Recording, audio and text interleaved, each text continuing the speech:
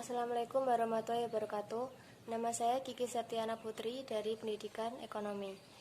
Di sini saya akan menjelaskan mengenai sistem keuangan dan lembaga keuangan. Sistem dan lembaga keuangan. Proses makroekonomi tanpa lembaga keuangan. Ketika kelompok yang ada di masyarakat hanya terdiri dari kelompok rumah tangga atau konsumen dan kelompok perusahaan atau produsen, tanpa adanya lembaga keuangan, maka proses kegiatan ekonominya dapat digambarkan sebagai berikut. Perusahaan menghasilkan barang atau jasa dengan membeli atau menyewa faktor produksi, tenaga, modal, tanah, dan rumah tangga. Dan rumah tangga memperoleh pendapatan upah bunga sewa yang dibayarkan perusahaan.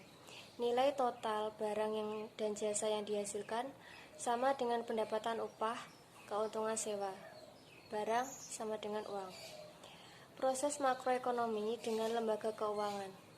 Apabila sektor rumah tangga tidak membelanjakan semua pendapatannya, maka timbullah dana tabungan. Di sisi lain, perusahaan juga membutuhkan dana meminjam atau kredit untuk mengembangkan usahanya, investasi. Untuk mempertemukan kedua belah pihak ini muncullah lembaga keuangan, internalisasi, yang bermanfaat bagi rumah tangga, perusahaan, dan pertumbuhan ekonomi. Sistem keuangan. Sistem keuangan pada prinsipnya adalah kumpulan pasar, institusi, peraturan-peraturan, dan teknik-teknik di mana surat berharga diperdagangkan, tingkat harga ditentukan, dan jasa-jasa keuangan dihasilkan dan ditawarkan ke seluruh dunia.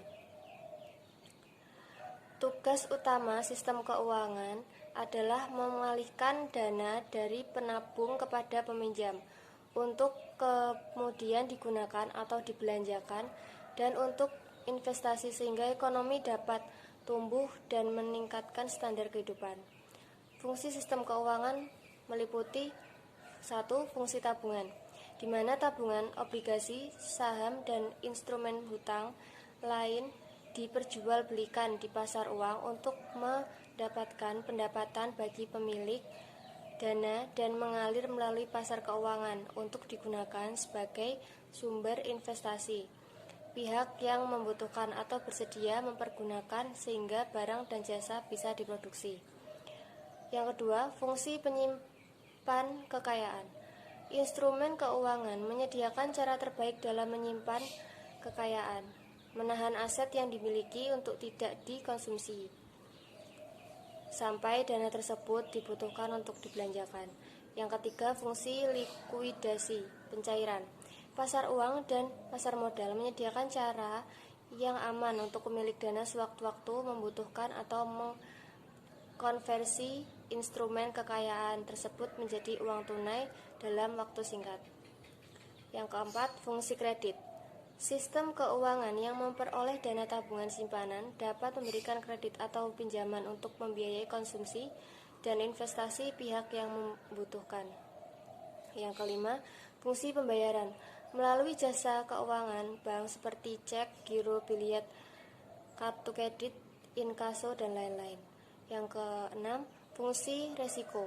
Melalui pembayaran, polis asuransi pasar keuangan memberikan proteksi atas resiko yang dapat menimbulkan kerugian, yaitu resiko jiwa, kebakaran, kecelakaan, dan lain-lain. Pasar keuangan. Untuk memenuhi fungsi-fungsi di atas, sistem keuangan melakukannya melalui wadah, yaitu pasar keuangan. Pasar keuangan ini dapat dikatakan sebagai penghubung antara unit defisit dan unit surplus. Pasar keuangan merupakan jantung dari sistem keuangan karena kemampuannya menarik dan mengalokasikan kembali tabungan dan menetapkan bunga dan harga surat berharga yang diperdagangkan. Jenis-jenis aset keuangan. Lembaga keuangan. Lembaga keuangan dimaksudkan sebagai perantara pihak-pihak yang mempunyai kelebihan dana atau surplus of fund dengan pihak-pihak yang kekurangan dan memerlukan dana, lack of fund, juga sebagai peraturan keuangan dari transaksi yang terjadi di pasar barang tersebut. Menurut Undang-Undang Perbankan, Nomor 14.1967 dan diperbarui Undang-Undang Nomor 7 Tahun 92. Lembaga keuangan adalah badan yang melalui kegiatannya di bidang keuangan, menarik uang dari dan menyalurkan ke dalam masyarakat. Dalam perkembangannya, lembaga keuangan secara umum berfungsi sebagai lembaga penghimpun dan penyalur dana. Bank. Menurut undang-undang di atas, bank adalah lembaga keuangan yang usaha pokoknya memberikan kredit dan jasa-jasa dalam bentuk lalu lintas, pembayaran, dan peredaran uang. Berdasarkan fungsinya dibedakan menjadi bank sentral, bank umum, bank tabungan, dan bank pembangunan. Bank sentral atau bank sirkulasi di Indonesia disebut Bank Indonesia berdasarkan Undang-Undang Nomor 13/1968. Mempunyai tugas pokok yang pertama, sebagai bank sirkulasi yang mempunyai hak tunggal untuk mencetak uang sebagai alat pembayaran yang sah. Yang kedua, sebagai bank sentral bagi bank-bank lainnya yang bertugas mewujudkan perkembangan yang sehat dan urusan kredit perbankan. Yang ketiga, bertindak sebagai pemegang kas pemerintah. Yang keempat, dalam hubungan internasional bertugas sebagai penyusun rencana devisa. Yang kelima, sebagai pelaksana kebijaksanaan moneter. Bank umum adalah bank yang dalam pengumpulan dananya terutama menerima simpanan dalam bentuk giro dan deposito dan usahanya terutama memberi pinjaman jangka pendek. Bank tabungan adalah bank yang dalam pengumpulan dananya terutama menerima simpanan dalam bentuk tabungan dan dalam usahanya terutama memperbungakan dananya dalam surat berharga. Bank pembangunan adalah bank yang dalam pengumpulan dananya terutama menerima simpanan dalam bentuk deposito atau mengeluarkan kertas berbunga jangka menengah dan jangka panjang. Kegiatan dan fungsi bank.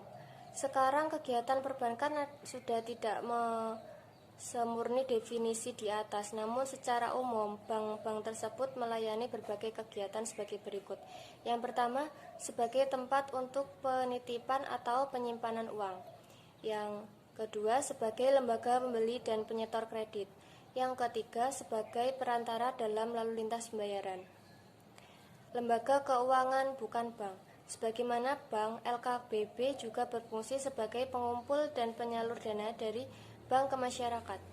Untuk pengembangan pasar uang dan modal serta permodalan perusahaan secara umum, terdapat 3 kelompok LKBB di Indonesia, yaitu Lembaga Pembiayaan Pembangunan, Lembaga Perantara Penerbitan dan Perdagangan Surat Berharga, yang ketiga LKBBN. Lainnya seperti asuransi dan dana pensiun, leasing, multifinance. Sekian presentasi dari saya. Wassalamualaikum warahmatullahi wabarakatuh.